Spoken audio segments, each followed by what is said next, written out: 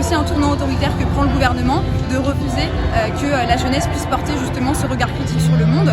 On sait aussi pourquoi elle fait ça, hein. La jeunesse a toujours été vecteur de changements profonds dans la société parce que quand elle se mobilise, souvent les choses bougent parce qu'elle fait peur au gouvernement et c'est pour ça aujourd'hui qu'on a un gouvernement qui refuse en fait tout simplement de permettre à la jeunesse de s'exprimer. Du coup on pense que c'est la démonstration que le gouvernement il a peur qu'il y ait une jeunesse qui est contre sa politique de soutien à Israël et qui se mobilise aujourd'hui contre ce qui est en train de se passer.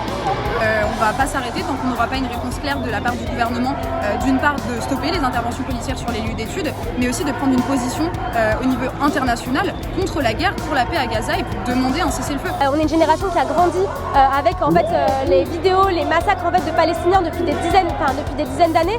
Et la réalité de ce qu'on voit, c'est qu'aujourd'hui, Israël est en train de se servir de la situation pour essayer d'avancer de plus en plus sur les territoires palestiniens.